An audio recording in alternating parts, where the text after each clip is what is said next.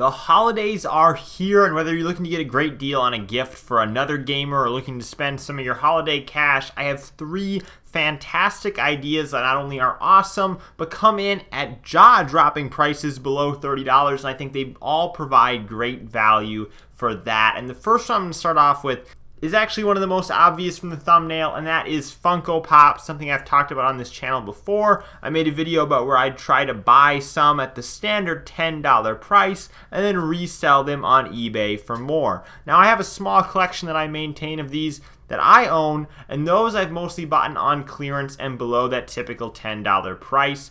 Through a link on Reddit, I found out about a website called deepdiscount.com, which I cannot vouch for myself as I've not ordered off of there, but other people on Reddit said it is a reputable site, a good site, and one where you can buy Funko Pops for $4 currently. They have a whole collection, around 100 of them, available right now for $4 a piece.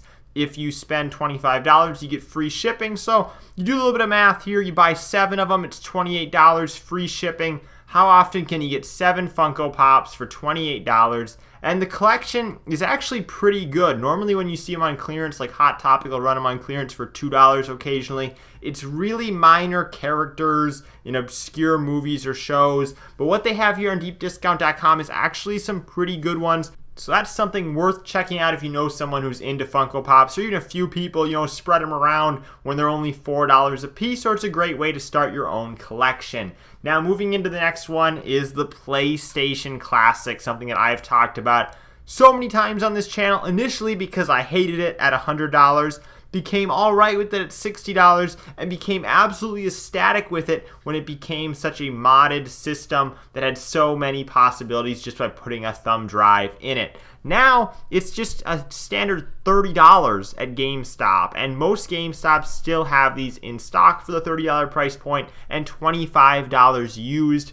Of course, this comes with 2 controllers. You will need a micro USB cord and the power adapter. I believe it may come with the cord, but you will for sure need the wall adapter in order to power this, as that's not included. But getting the 2 controllers, the HDMI, and everything that you really need for the most part to get this up and running is awesome.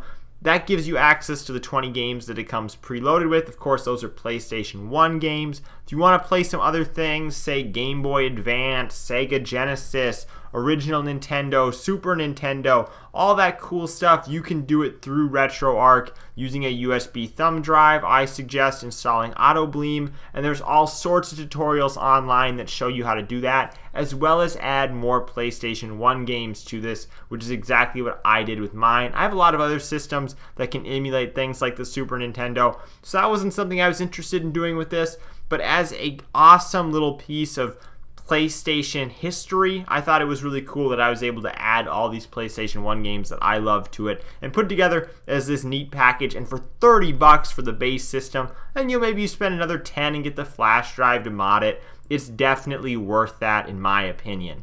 Then the last thing we're going to talk about is a bit of an oldie, but I can see how a lot of people would find this still appealing considering the lackluster response from hardcore Pokemon fans regarding Pokemon Sword and Shield, and that is the 208-in-1 cart for the Nintendo DS. Now, you're thinking the Nintendo DS, that's old. It's older than the 3DS even. But if you still have one of those lying around, you have any interest in playing games like Pokemon Diamond and Pearl, or the better version of that, Platinum, or say Black and White, or Heart Gold and Soul Silver, this is the way I often recommend for people to do it. Now, I made a whole video earlier this year on this cartridge.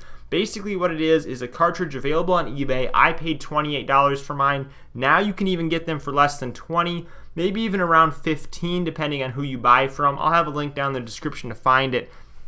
Basically, it's a cartridge for the DS that contains 208 games.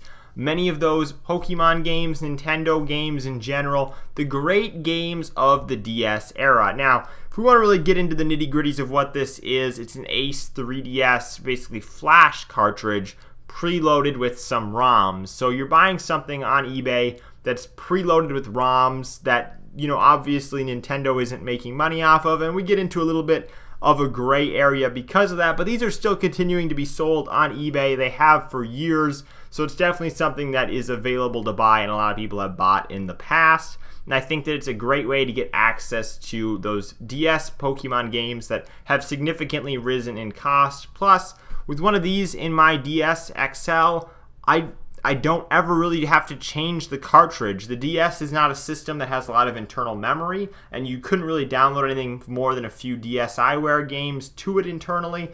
So having this cartridge, having it preloaded with all these games, really makes it be a digital sort of system where you don't have to worry about swapping out different cartridges and losing them and whatnot. It really makes things be convenient in that aspect as well. So the 208 in 1 cartridge is the one I recommend. There are other variations. There may be ones that have 300 plus games, ones with 128 games, but each one's going to give you a different mix of games. Personally, I like the one with the 208 on. It does have all the Pokemon games, like I said, and a lot of other great Nintendo games from the DS era.